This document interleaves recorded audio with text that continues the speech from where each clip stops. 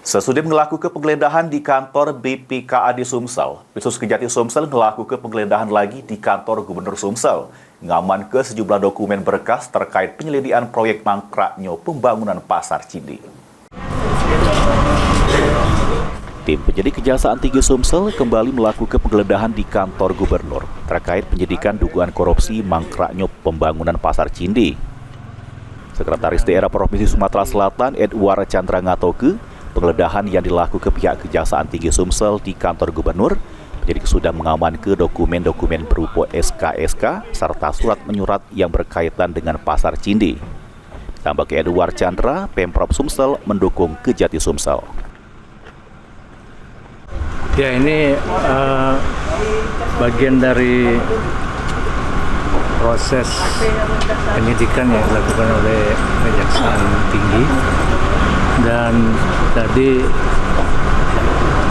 ke kantor Gubernur ya, sekretariat daerah, terutama ke Biro Hukum dan di Biro Umum.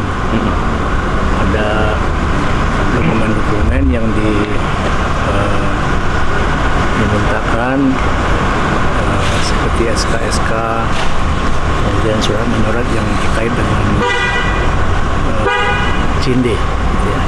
Pak, intinya Pemprov Sumsel mendukung Kejaksaan Tinggi mengungkap perkara ini kan kasihan masyarakat. Pemprov Sumsel mendukung penuh upaya yang dilakukan oleh Kejaksaan Tinggi, lebih seperti yang disampaikan oleh Pak Gubernur,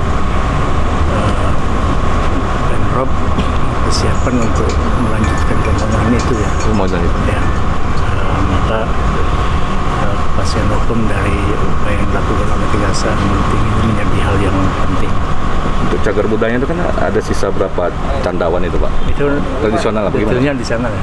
Tapi masih proses untuk pasar tradisional ya, Pak? Pak, tadi dokumen ya. apa Pak yang dibawa? Ada SK-SK, surat penyurat, surat masuk, surat keluar yang ada kaitan dengan Cindi. Kalau di sini Bapak sebagai yang di LHP Sumsel atau Sekda gitu Pak?